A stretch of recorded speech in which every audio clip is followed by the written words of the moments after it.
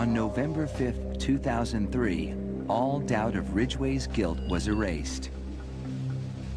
He pleaded guilty to the murders of 48 women.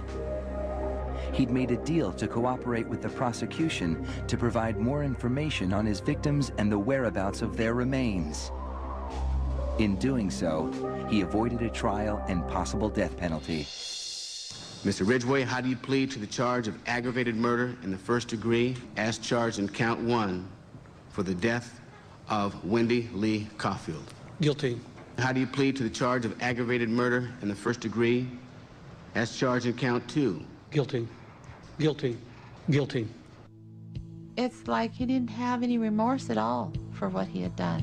You know, he'd killed so many people, he didn't remember who they were, what they looked like.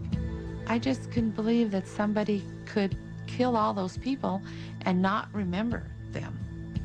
Neither could the angry relatives of his victims, who were invited to speak in court when Ridgway was sentenced to life without parole on December 18th, 2003.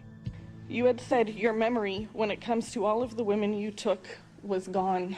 Our memory is not. In your words, you said that they didn't mean anything to you, but she meant everything to us. She was a mother, she was a wife, she was a sister, and we miss her.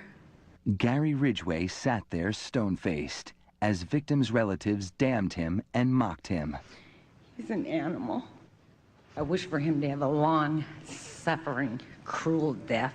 He's gonna go to hell, and that's where he belongs.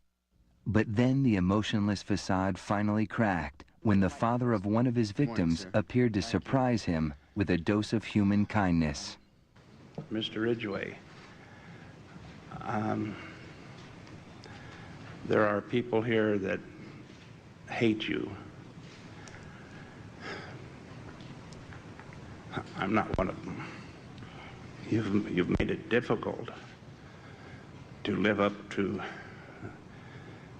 what I believe, and that is what God says to do, and that's to forgive. You are forgiven, sir.